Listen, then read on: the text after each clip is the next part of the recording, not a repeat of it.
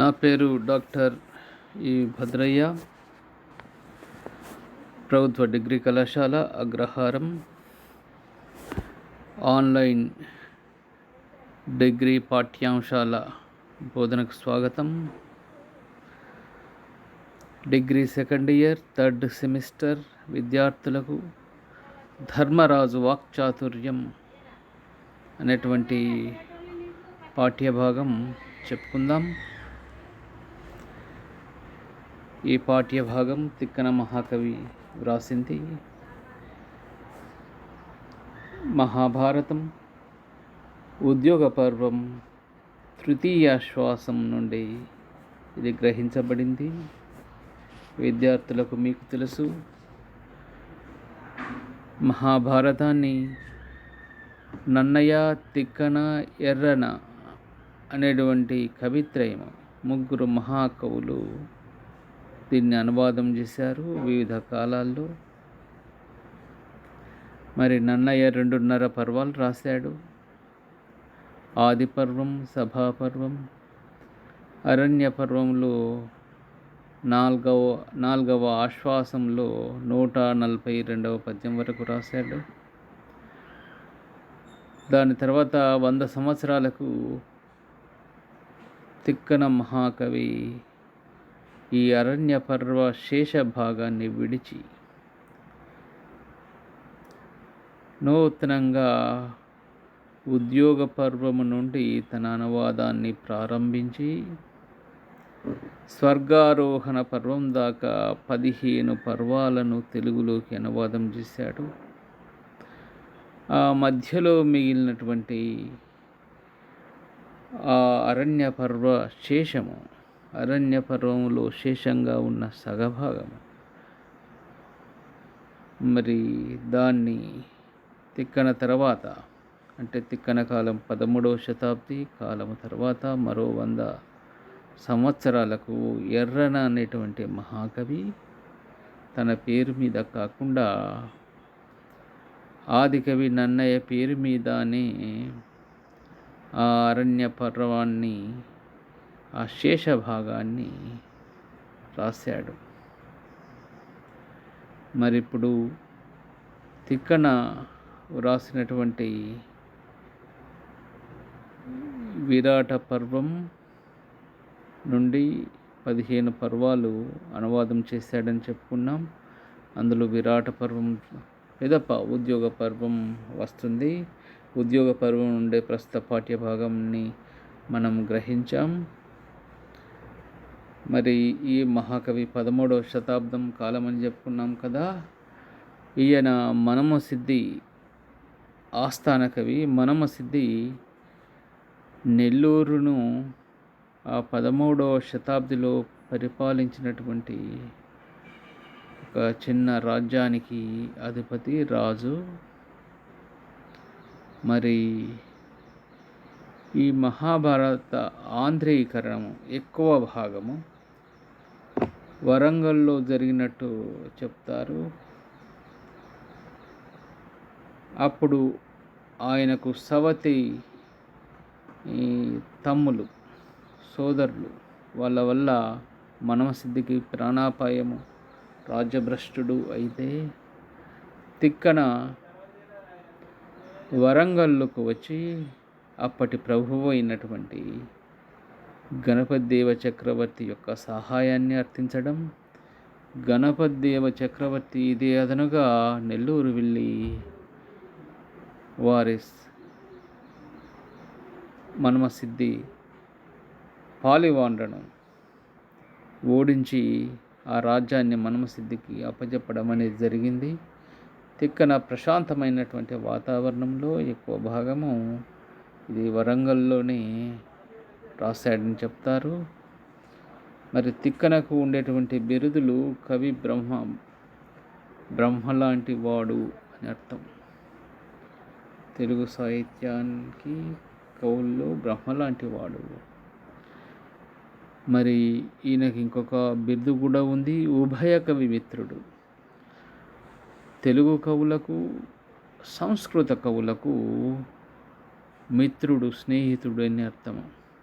అంటే ఏమిటి? ఈయన యొక్క అధికారము, ప్రతిభ, గౌరవము ఈ బిరుదు వల్ల తెలుస్తున్నది. ఆ కాలంలో తెలుగు కవులు, సంస్కృత కవులు తిక్కన యొక్క మెచ్చుకోలుకు తహతహలాడేవారు అని కొందరు దీని గురించి వ్యాఖ్యానించారు.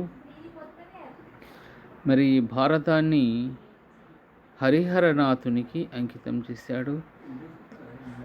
హరిహరనాథునికి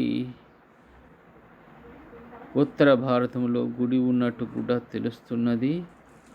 కేవలం హరిహరనాథుడు తిక్కన సృష్టించిన వాడు అని అనుకోవడానికి కూడా వీల్లేదు.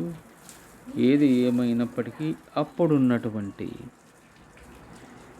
శివకేశవుల మధ్య తారతమ్యం వలన మత భేదములు అనేకము పొడిమినవి.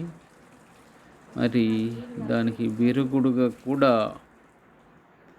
ఈయన ఈ తత్వాన్ని ప్రతిపాదించి హరిహరనాథునికి అంకితం చేసినట్టుగా మనం భావించవచ్చు. హరి అనగా విష్ణువు, హరుడనగా శివుడు. శివకేశవులకు అభేదం అనేటువంటి విషయం తెలుస్తుంది. తెలుగు కవుల్లో నాచన సోమనాథాదులు ఇత్యాదులు ఈయన మార్గాన్ని అనుసరించి హరిహరనాథునికి అంకితం చేశారు. ఈయన మార్గాన్ని అనుసరించినటువంటి మరో కవి సింహాసన ద్వాత్రింశిక రాసినటువంటి గోపరాజు కూడా హరిహరనాథునికి అంకితం చేశాడు. హరికి, హరునికి మళ్ళీ ఇద్దరు కలిపి ఆయన అంకితం చేశాడు విశేషంగా. మరి తిక్కన రచనలను గురించి మనం ఇంకా తెలుసుకుంటే, మరి ఆంధ్ర మహాభారతం ఈ 15 పర్వాలే కాకుండా నిర్వచనోత్తర రామాయణము అనేది రాశాడు. ఇది ఆంధ్ర మహాభారతానికి ముందు రాశాడని విమర్శకులు చెప్తున్నారు. నిర్వచనోత్తర రామాయణం ఆ సమయంలో ఆయన కొద్దిగా అహంకారము ఉండేది. అది ఆంధ్ర మహాభారతం నాటికి ఆయన యజ్ఞము చేసి సోమయాజి అయి నిరహంకారంతో ఆంధ్ర మహాభారతాన్ని రాశాడు. చాలా పరిణతి కనిపిస్తున్నది నిర్వచనోత్తర రామాయణానికి ఆంధ్ర భారతానికి మధ్య అని విమర్శకులు చెప్తున్నారు. ఇవి రెండు దొరకనివి విజయసేనము, కవి సార్వభౌమ ఛందస్సు, కృష్ణ శతకం. ఈ 3 మాత్రము మనకు దొరకడం లేదు. అలానే మరి ఈయన రచనా విధానం గురించి తెలుసుకుందాం. పలుకుల పొందులేక రసభంగము సీచు అని తిక్కన పాతబడినటువంటి మాటలను కవిత్వంలో ప్రయోగించను అని చెప్పాడు ఆయన. వ్యవహారంలో ఉండేటువంటి నిత్య నూతనమైనటువంటి శబ్దాలు, అవి అలతి పదాలతో మహాభారత నిర్మాణానికి ఆయన పూనుకున్నాడు. ఇది గొప్ప మార్పు, సాహిత్య చరిత్రలో గొప్ప మార్పు. నన్నయ సంస్కృతం మీద ఎక్కువ ఆధారపడ్డాడు. తిక్కన వ్యావహారికమైనటువంటి అనేక పలుకుబడులను, వందలాది వేలాది శబ్దాలను వాటిని ప్రయోగించి వాటికి కావ్య గౌరవము కలిగించాడు. అందుకొరకు ఈయన మహాకవి, కవి బ్రహ్మగా ఈయనను పిలుస్తున్నారు.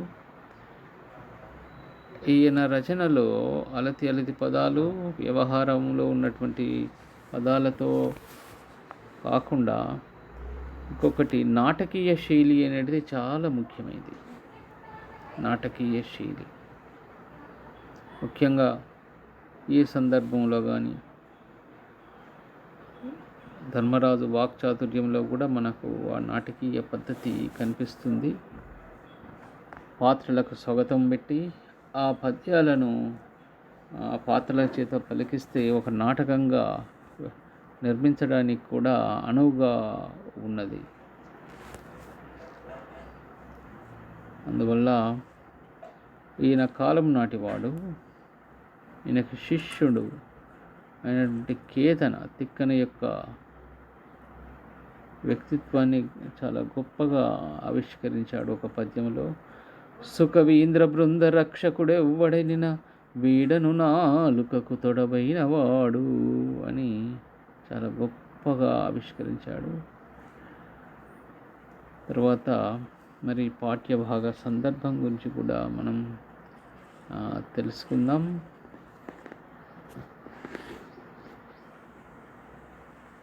ధర్మరాజు తన తమ్ములైనటువంటి పాండవులతో ఒప్పందం ప్రకారంగా అరణ్యవాసం పూర్తి చేశాడు. అలానే ఒక 7 అజ్ఞాతవాసం పూర్తి చేశాడు. పూర్తి చేసిన తర్వాత ఉపప్లావ్యంలో ఉన్నారు. మరి ఈ ఒప్పందం ప్రకారము పూర్తి చేశారు కాబట్టి మా రాజ్యభాగము మాకు కావాలి అనేటువంటి ఉద్దేశంతో అప్పుడు ద్రుపద మహారాజు తన పురోహితుణ్ణి ధృతరాష్ట్రుని వద్దకు పంపించాడు. దాని తర్వాత కౌరవులు ధృతరాష్ట్రుడు కలిసి సంజయుణ్ణి రాయబారిగా పాండవుల వద్దకు ప్రతిగా వారు పంపారు. వచ్చినటువంటి సంజయుడు వీళ్ళను మంచి మాటలతో, పాండవులను మంచి మాటలతో సంతోషపెట్టడం తప్ప వారు రాజ్యభాగము ఇయ్యరు అనేది అన్యాపదేశంగా ధర్మరాజుకు పాండవులకు వినిపిస్తాడు. ఈ విషయాన్ని గుర్తించినటువంటి ధర్మరాజు ఆయన తన తమ్ములతో చర్చించి మరి మన రాజ్యపాలు మనకు కావాలి, మన సగపాలు మనకు కావాలి, రాజ్యంలో సగం భాగం కావాలి అనేటువంటి ఉద్దేశంతో రాయవారిగా పంపాలి అని నిశ్చయం చేసుకొని, ఎవరిని పంపితే బాగుంటుందని ఆలోచించుకొని శ్రీకృష్ణుణ్ణి పంపాలి అని వాళ్ళు నిర్ణయించుకుంటారు. అప్పుడు వీళ్ళందరూ శ్రీకృష్ణుని దగ్గరికి వెళ్ళి విన్నవించుకోవడంతో ఇది ప్రారంభం అవుతుంది.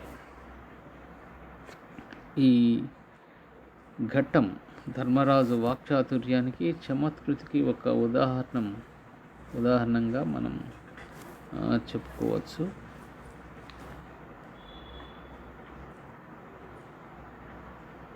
మరి పాఠ్యభాగం గురించి తెలుసుకుందాం.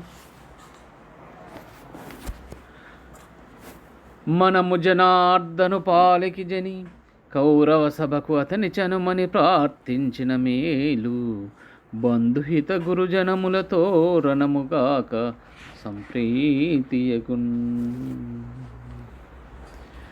ధర్మరాజు అంటున్నాడు, మనందరము జనార్దనుడైనటువంటి కృష్ణ వద్దకు వెళ్ళి ఆయనను ప్రార్థిస్తాం. కౌరవ సభకు రాయబారిగా వెళ్ళమని, మనకు మేలు చేయమని. అప్పుడు చుట్టాలతో, బంధువులు అంటే చుట్టాలు, హితులు అంటే స్నేహితులు, గురువులు, బంధువులతో, హితువులతో, గురువులతో మనకు యుద్ధము జరగదు, మనకు ఇష్టకార్యము చేకూరుతుంది అని ప్రార్థిద్దామని అన్నాడు. అనగానే అందరూ ఒప్పుకున్నారు అని పలికి వారలందరూ బలసి అర్థం కలిసి చనుదేర మాధవు మందిరంబున కరిగి. మాధవుడన్నా, నారాయణుడన్నా, జనార్దనుడన్నా, కృష్ణుడన్నా అంతా ఒకటి. ఇవన్నీ ఆయన పర్యాయ పదాలు. మాధవు మందిరంబున కరిగి అతని చేత సత్కృతుండై సమస్త పరిజనంబులు పరివేష్టింప. అక్కడికి వెళ్ళగానే అతని చేత, ఆ కృష్ణుని చేత గౌరవింపబడ్డాడు.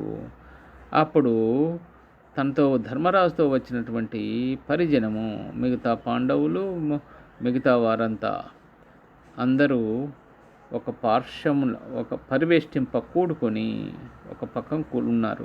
ఒక పార్శ్వమున పాంచాలి కూడా ఉన్నది. పాంచాలి అనగా పాంచాల దేశపు యొక్క రాకుమార్తె అయినటువంటి ద్రౌపది అని అర్థం. ఆ ద్రౌపది కూడా సముచిత పరివృతయ్యి తగిన పరివారముతో ఏమిటి దాసీజన సమూహంతో కూడుకుని ఒక ప్రక్కకు ఆమె కూడా కూర్చున్నది. అప్పుడు అతండును తానును కృష్ణుడు తర్వాత ధర్మరాజు సుఖాసీనులయ్యుండి సుఖంగా ఆసీనులై ఉన్నారు. అంటే ఏమిటి? వారికి నియమితమైనటువంటి సింహాసనాల మీద కూర్చొని ఉన్నారు అన్నట్టు, ఆసనాల మీద కూర్చొని ఉన్నారు అంట. అప్పుడు అతనితో ఇట్లనియే ధర్మరాజు కృష్ణునితో ఈ విధంగా పలికాడు. ఆపద కడవంబెట్టగ ఓపి శుభంబైన దాని ఒడగూర్పను మాకీ పుట్టువునకు పాండుక్ష్మాపాలుండు నిన్ను చూపి చనియ మహాత్మా. ఓ మహాత్మా, ఓ మహానుభావ, ఓ శ్రీకృష్ణ, ఆపదలు మాకెన్నో వస్తూ ఉంటాయి.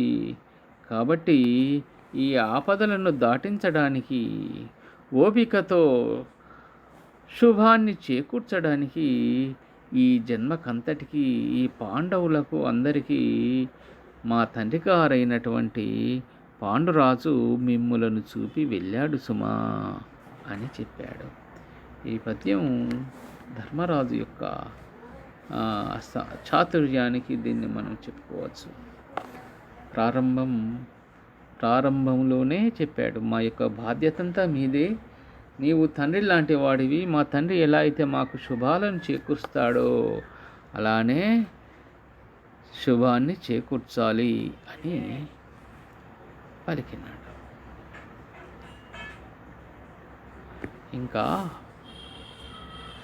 సమయమిది మిత్రకార్యంబు చక్క చేయ నీ కతంబుననే మవనీతుడైన ఆ సుయోధని తోడి పోరాట దక్కి అనుభవింతుము మాంసమగు ధరిత్రి. సమయమిది, ఇది చక్కని సమయం, తగిన సమయం. మిత్రకార్యము చక్క చేయడానికి మేమందరము మీకు మిత్రులం కాబట్టి మిత్రులకు శుభము కలగడానికి, మా యొక్క పనిని నెరవేర్చడానికి ఇది తగిన సమయము. నీ కథంబున నీ వలననే ఏమవినీతుడైన, ఏము ప్లస్ అవినీతుడైన, ఏమో అనగా మేము అవినీతుడైన ఆ సుయోధనితోటి, ఆ దుర్యోధనితోటి పోరాటం లేకుండా, యుద్ధం లేకుండా మా అంశమగు ధరిత్రిని, మా పాలగు ధరిత్రిని, ఈ భూమిని, భూమండలాన్ని మేము అనుభవిస్తాము. ఇది నీ వల్లనే సాధ్యమవుతుంది సుమా అని పలికినాడు. ఇంకా ఏమన్నాడంటే చూడండి, నీకు మేము ప్రద్యుమ్నాది కుమారుల తోడివారము, మమ్ము దురితంబులు ఊరేయకుండా అరసి రక్షింపుము అనవుడు. ఈ విధంగా పలికాడు. మొదటనే చెప్పాడు నీవు మాకు తండ్రి వంటి వాడివని. ఇప్పుడు ఏం చెప్తున్నాడు? మీ కుమారులైనటువంటి ప్రద్యుమ్నుడు, సాంబుడు మొదలగినటువంటి వారితోటి, వారి లాంటి వారివి మేము, వారితో సమానులము. మమ్ము దురితంబులు వరేయకుండా అరసి రక్షింపుము అని చెప్పాడు. దురితములనగా పాపాలు. యుద్ధం అనేది పాపాలు జరగడానికి అది బాగా ఆస్కారం ఇస్తుంది. దానివల్ల వేలు లక్షల మంది చనిపోతారు, అనేక పాపాలు చుట్టుకుంటాయి. మరి ఆ పాపాలు చుట్టకుండా అరసి చూసి రక్షింపుము అని పలికాడు. పలకగానే వాసుదేవుడు ఈ విధంగా అన్నాడు. వాసుదేవుడు అనగా శ్రీకృష్ణుడు, వసుదేవుని యొక్క పుత్రుడు వాసుదేవుడు. వాసుదేవుడు ఈ విధంగా పలికాడు, నీ పంచిన ఎట్ల చేయంగలవాడా, ఎయ్యది తలంపు సెప్పుము అన్నాడు. వాసుదేవుని ఇలా ప్రశంసించగానే పొంగిపోలేదు. చాలా ఉచితంగా, నీవు చెప్పినట్లే చేస్తాను, నీ యొక్క తలంపు, నీ యొక్క ఆలోచన ఎట్లా ఉంది, మనసులోని మాట చెప్పు. తలంపునగా మనసులోని మాట చెప్పుము అన్నాడు. అప్పుడు అజాతశత్రుడనగా ధర్మరాజు, పుట్టుకతో శత్రువులు లేనివాడు అనగా పుట్టుకతో శత్రువులు లేనివాడు అజాతశత్రుడు అని అర్థం. అప్పుడు ధర్మరాజు ఏమన్నాడంటే, నీవు నగరంబున కరిగి కౌరవులతోడంతగిన మాటలాడి తెరంగు సేయవలయును అన్నాడు. అప్పుడు ధర్మరాజు, నీవు కరినగరం అంటే హస్తినాపురము, కరి అనగా హస్తికి పర్యాయ పదం కరి కాబట్టి కరినగరం అన్నా హస్తినాపురం అన్నా ఒకటే. హస్తినాపురానికి వెళ్ళి అక్కడ ఉన్నటువంటి కౌరవులతోట మాట్లాడి ఒక తెరంగు, ఒక మార్గము చూపు, ఒక సంధి చేయు, ఇద్దరు కలిసి ఉండడానికి ఒక సంధి చేయుము అని ప్రార్థించి అతన్ని అంగీకరింపచేసి, అతన్ని కొలిపి అంటే అంగీకరింపచేసి ఈ విధంగా పలికాడు.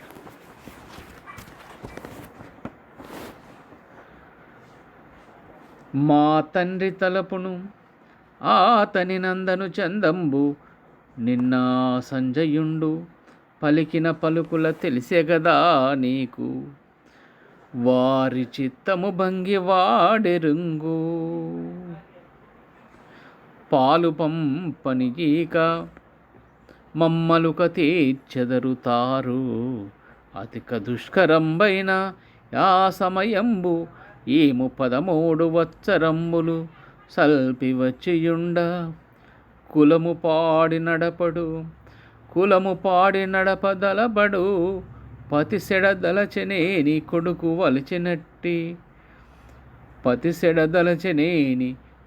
వలచినట్టి వాడు కాన, అతని వక్రత మాన్పలేడు, ఇంతకంటే కలదే యొడరు మాకు. ఈ విధంగా ధర్మరాజు అన్నాడు, కృష్ణ, నిన్న సంజయుండు వచ్చాడు కదా, నిన్న సంజయుండు పలికిన పలుకులు తెలిసే కదా, ఆ సంజయుడు వచ్చి మాట్లాడు కదా, ఆ పలుకుల విధానం వల్ల మా యొక్క తండ్రి తలుపు, మా తండ్రి అయినటువంటి ధృతరాష్ట్రుని యొక్క ఆలోచన, అతని నందని చందంబు, అతని యొక్క కుమారుడైనటువంటి దుర్యోధను యొక్క విధానము విన్నావు కదా, వారి చిత్తంబు భంగి వాడెరింగు, కౌరవులు మా తండ్రి అయినటువంటి ధృతరాష్ట్రుడు అతని కుమారుల యొక్క చిత్తం యొక్క విధానము, ఆలోచన విధానం వానికి బాగా తెలుసు కాబట్టి అది వెల్లడి అయ్యేలాగున మనకు చెప్పాడు. ఏం వెల్లడైంది సంజయుని మాటల వల్ల అంటే, పాలు పంపని ఇక మేలి మాటలన మమ్మలు కదీర్చెదరుతారు.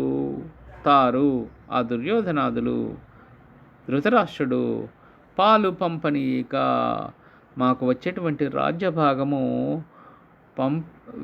సగభాగము చేసి ఇయ్యకుండా మేలి మాటలన, మంచి మాటలతో మా యొక్క అలుకను తీర్చడానికి పూనుకుంటున్నారు, మా యొక్క కోపము తీర్చడానికి పూనుకుంటున్నారు తప్ప నిజంగా సగభాగం ఇవ్వాలని వాళ్ళకు మనసులో లేదు.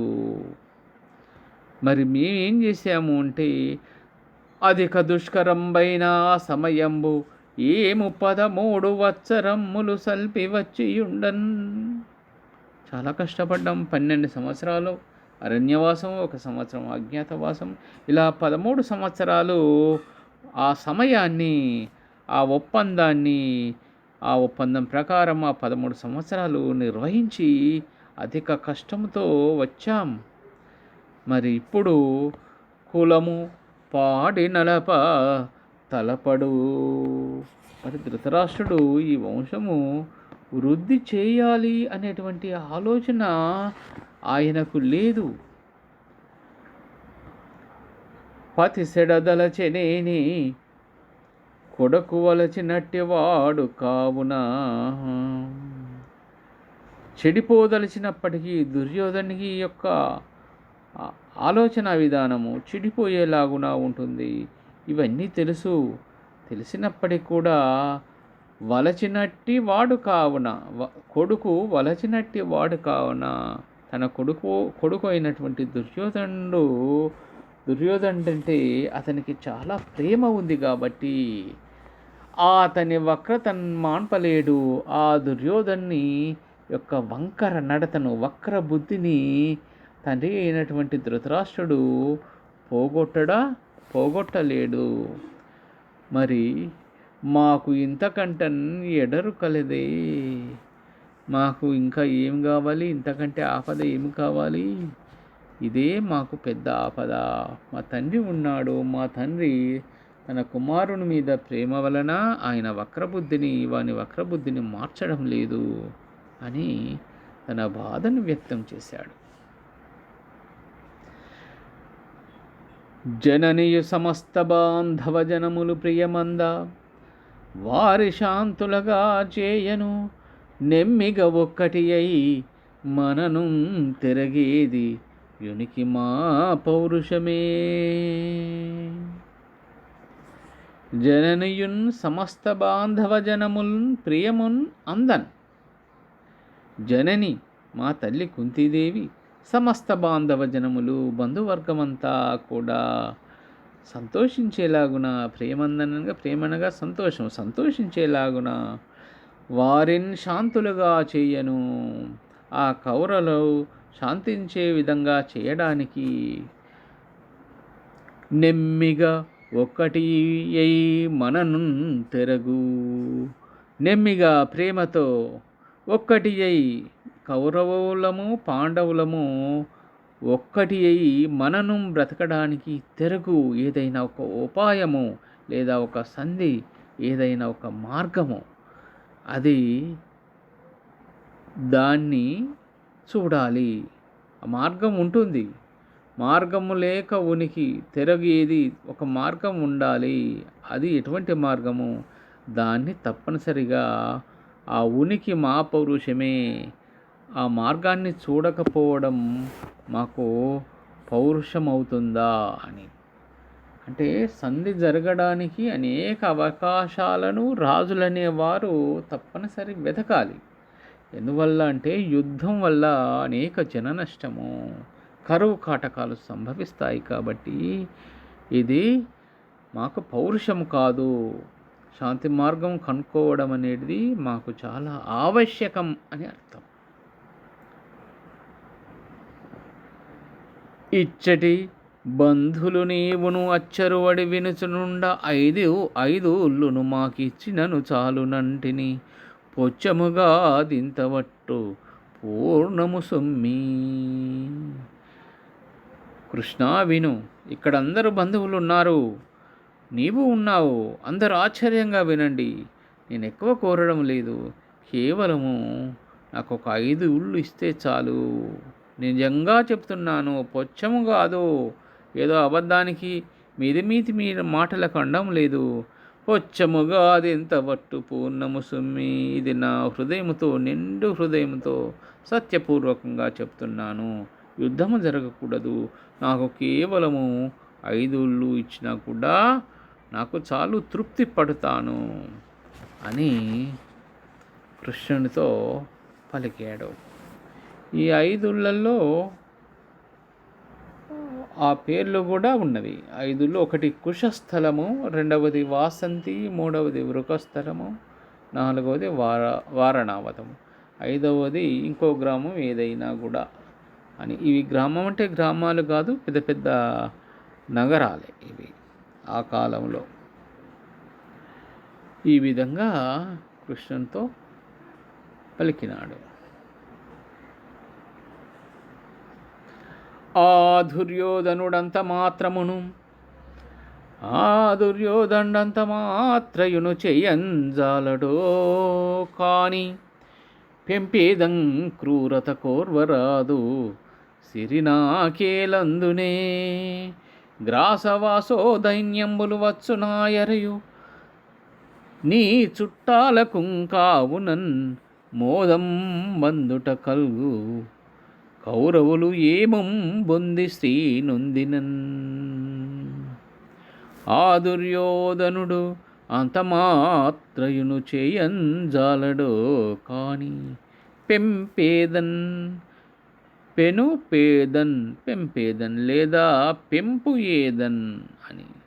పెంపేదన్ క్రూరత కోర్వరాదు సిరినా కీలందునే గ్రాసవాసో దైన్యంబులు వచ్చు నారయు అరయున్ ఈ చుట్టాలకు కావునన్ మోదం బందుట కల్గు గౌరవు కౌరవులున్ ఏమున్ పొంది శ్రీనుందినన్.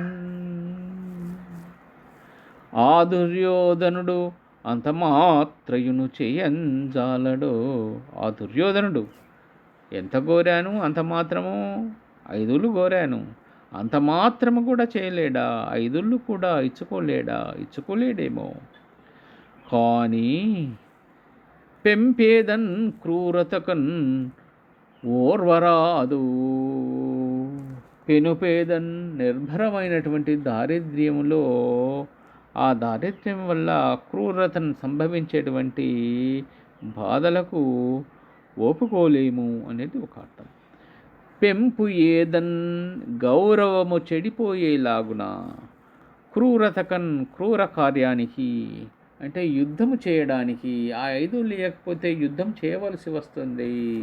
మరి ఆ యుద్ధం చేయడానికి కూడా ఓర్వరాదు, సహించడానికి వీల్లేదు. యుద్ధం అనగా మామూలు విషయం కాదు. మరి సిరి నాకేలందునే, మరి నీకెందుకయ్యా లక్ష్మి ఎందుకు? సిరి అనగా లక్ష్మి, సంపద, రాజ్యము, గ్రామం. మరి 5 కూడా ఎందుకంటారా అని.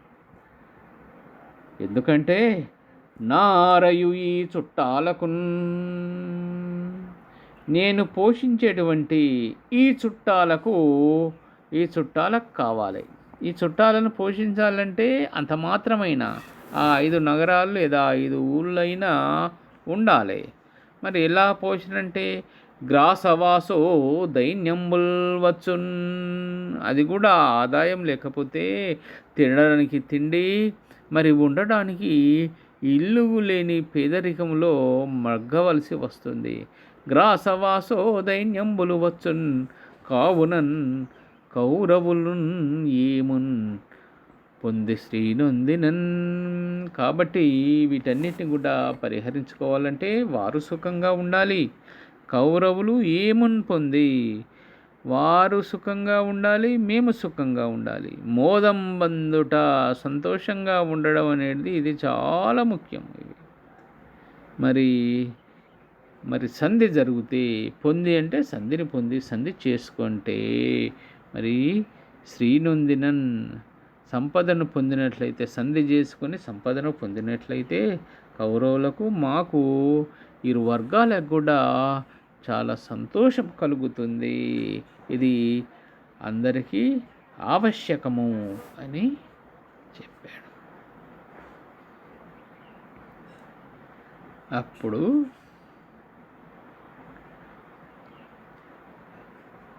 అక్కటలాతులైన పగరైనను చంపక కోరనేల, యొండొక్క తెరంగులేదే అది యొప్పదే బంధు సుహృజ్జనంబులా దిక్కుననున్నవారు గనుతింపగ సంపదకై వధించి దూరెక్కుట దోషమందుటను ఈ దురవస్థల కోర్వవచ్చునే. ఇంకా ధర్మరాజు చెప్తున్నాడు, యుద్ధం వల్ల ఎన్ని దురవస్థలు వస్తాయి. అయ్యో అయ్యో లాతులైనన్ పగరైనన్ చంపక కోరనేలా. లాతులు ఇతరులైనప్పటికీ కూడా, పగరు శత్రువులైనప్పటిగా కూడా వాళ్ళను చంపాలని ఎందుకు కోరుకోవాలి మనము? ఇది ఎంత కష్టము. ఎండొక్క తెరంగు లేదే, ఇంకొక విధానము లేదా? దీన్ని తప్పించుకోవడానికి ఇంకో విధానము లేదా? అది ఒప్పదే, ఆ పద్ధతి తగినది కాదా అని అర్థం. ఇంకొక విధానం తప్పనిసరి ఉంటుంది, అదే తగిన విధానము అని అర్థం.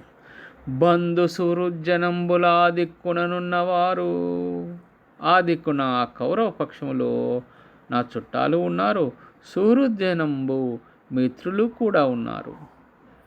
వీటిని దృష్టిలో పెట్టుకోక గనుతింపగా, వీటిని దృష్టిలో పెట్టుకోకుండా సంపదకై వధించి, బంధువులను మిత్రులను వీరందరినీ వధించి దూరెక్కుట దోషమందుటను ఈ దురవస్థల కోరవచ్చునే. దూరెక్కుట నిందల పాల్పడడం, ఈ దోషాన్ని పొందడం అనేది, ఇవన్నీ ఈ దురవస్థలకు మనము సహించడానికి వీలవుతుందా? దూరెక్కడం అంటే నిందల పాలు కావడం, దోషము, పాపము, పాపాన్ని పొందడం, ఇటువంటి అనేక దురవస్థలు వస్తాయి. మరి ఈ కష్టాలను మనం సహించగలమా అని ప్రశ్నించాడు.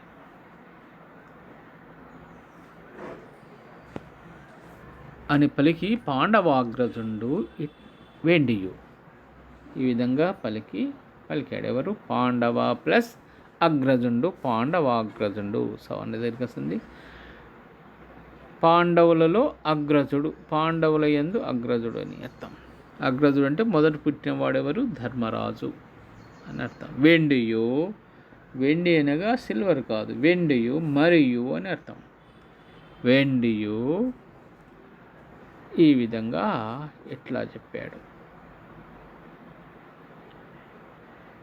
క్షత్రధర్మమింత కష్టమగునే, పెరధర్మమాచరింపతగదటన్రు, కాన శస్త్రజీవికేయ తగియున్నది, అయిన వంశనాశమనభిమతము. అయ్యో, క్షత్రియుల యొక్క ధర్మము ఇంత కష్టమా? మరి ఇక్కడ బ్రాహ్మణులు, వైశ్యులు, శూద్రులు, క్షత్రియులు, బ్రాహ్మణులు, వైశ్యులు, శూద్రులు అని 4 వర్ణధర్మాలు. ఇక్కడ ఏం చెప్తున్నాడు అంటే క్షత్రియ ధర్మం గురించి చెప్తున్నాడు.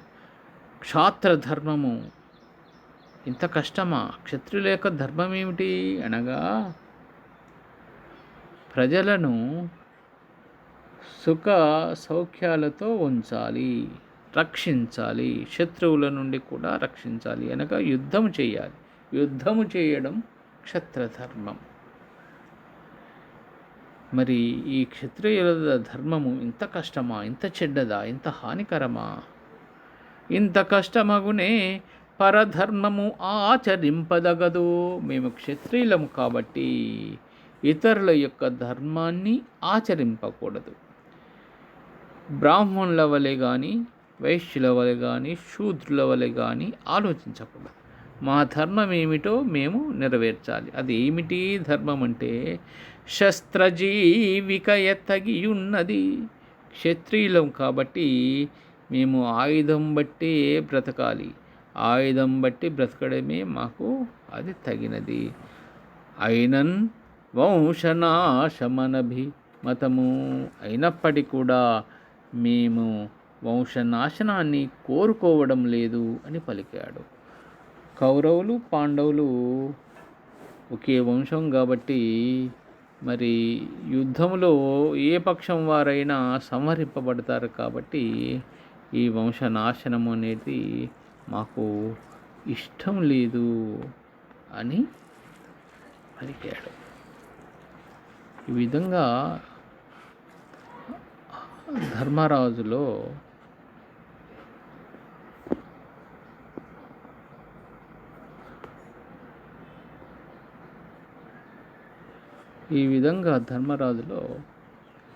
యుద్ధం పట్ల విముఖత్వం మనకు బాగా కనిపిస్తూ ఉన్నది. అదియునుగాక ఇదే కాకుండా ఇంకొక విషయం చెప్తున్నా.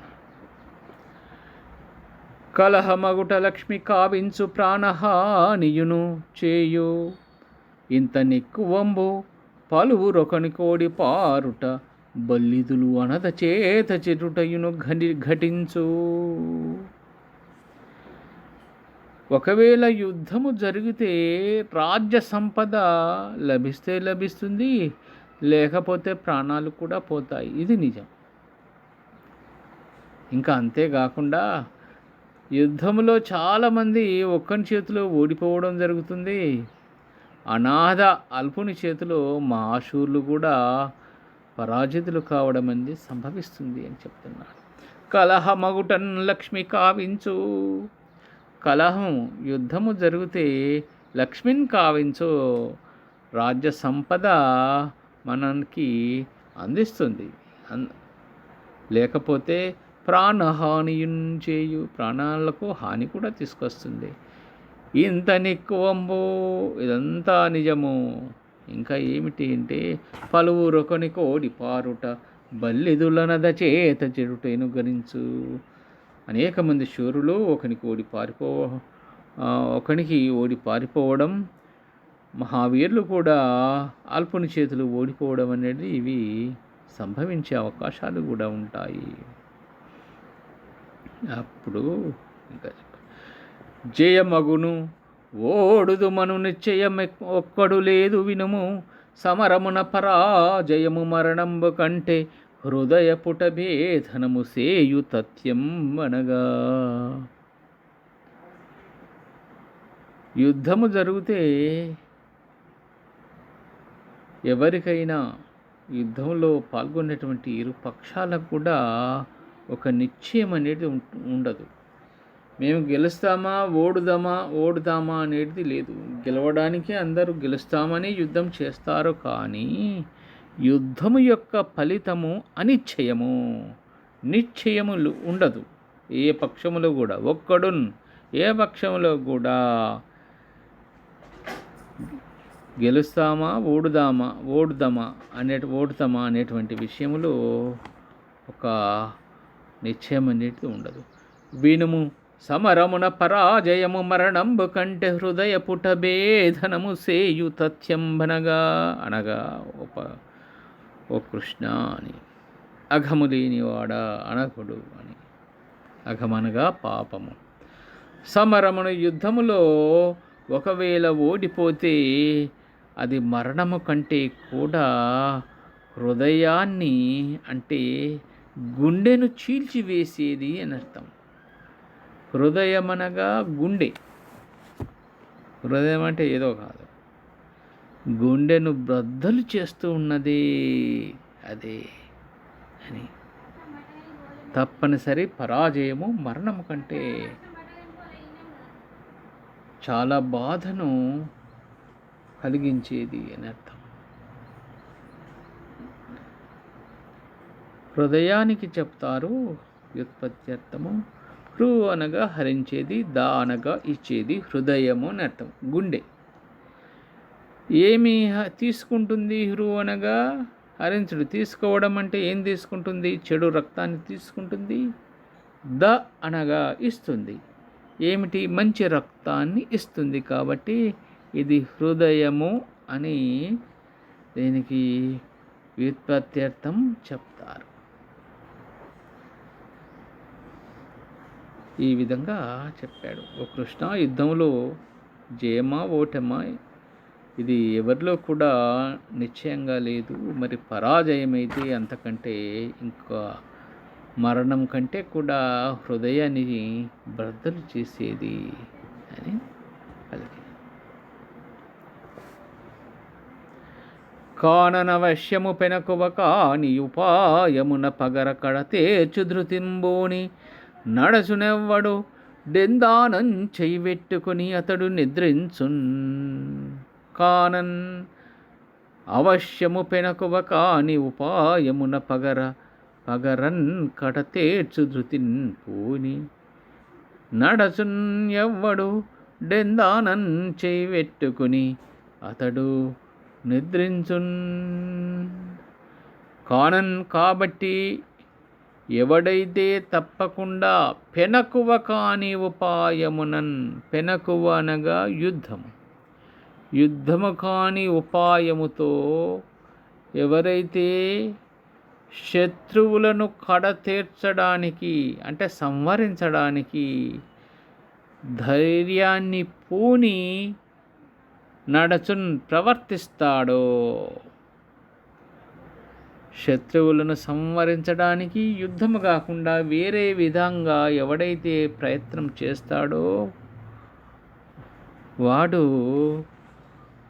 తన యొక్క హృదయం మీద, వక్షస్థలం మీద చెయ్యి పెట్టుకొని హాయిగా నిద్రపోతాడు.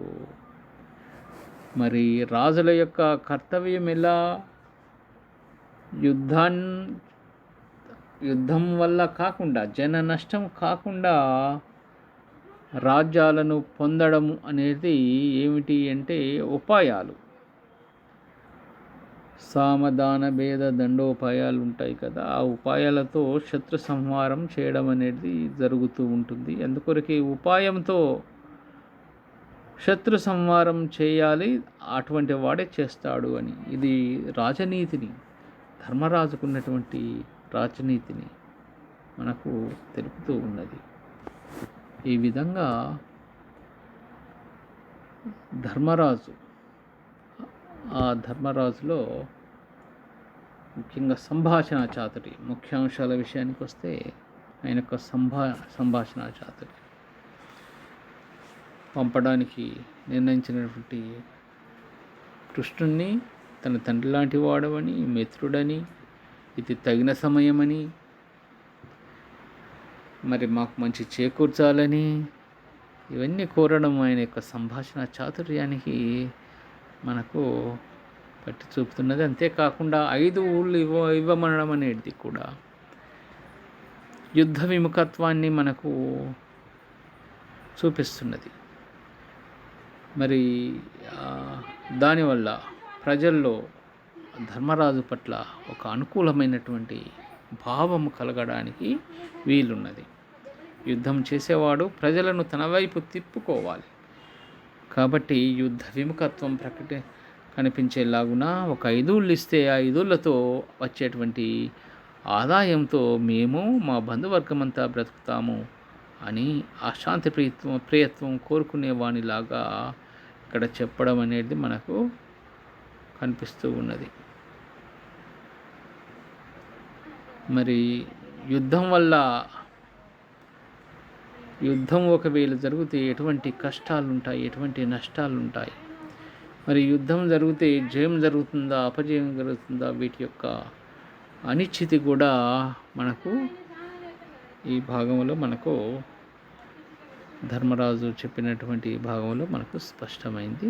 ఈ ముఖ్యాంశాలు మిగతా పాఠం 2వ భాగంలో చెప్పుకుందాం.